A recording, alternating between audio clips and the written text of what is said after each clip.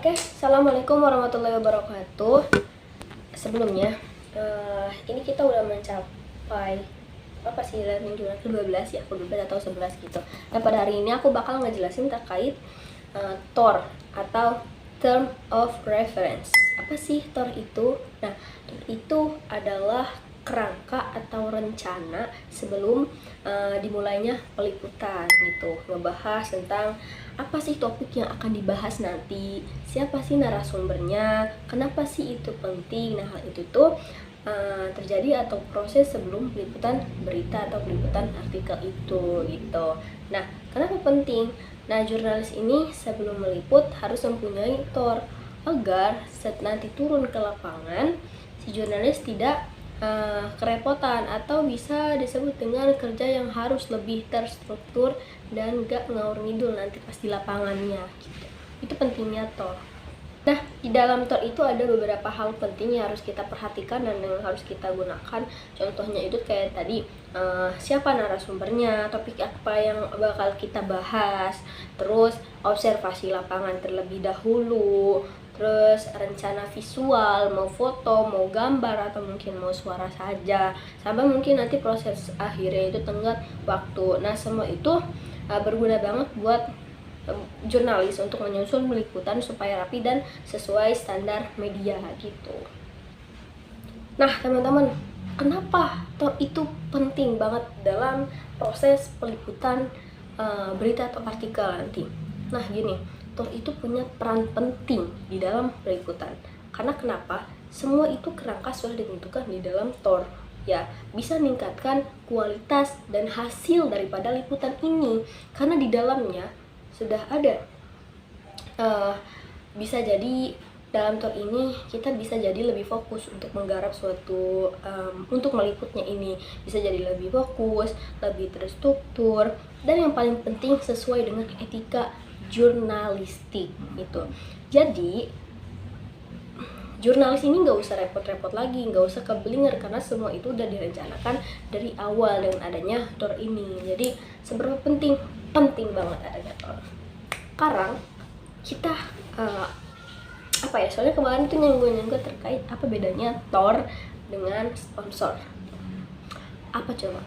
Kalau misalkan kata Pak Adi kayak gini, TOR itu udah ada duitnya, kalau sponsor itu belum ada duitnya gitu. Karena sudah jelas ya, kalau TOR itu misalkan kita mau liputan nih ke lapangan, udah ada TOR berarti udah ada duitnya dong. Nah, kalau sponsor itu kita masih ya meminta dukungan atau pengajuan dana keluar. Nah, kalau secara pengertiannya kayak gini, TOR itu sebuah panduan atau rencana kerja jurnalistik ya yang dipakai oleh seorang jurnalis sebelum peliputan itu.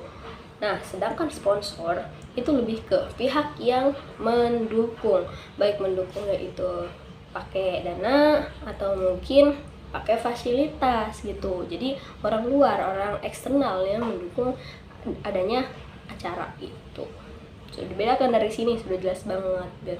Nah, kalau misalkan TOR itu untuk nyusun konten, sedangkan sponsor itu lebih ke pendukung atau mendukung dari luar dan enggak ikut serta dalam penyusunan liputan itu. Jadi itu bedanya TOR dan sponsor.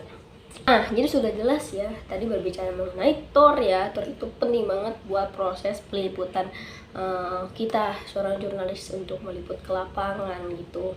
Nah, penting banget. Kalau misalkan nggak ada TOR, sebenarnya bisa-bisa aja, cuma lebih baik ada TOR untuk jalannya sesuatu yang lebih terstruktur lagi gitu. Jadi enak kalau misalkan ada TOR nih, ya kita ada panduan nih.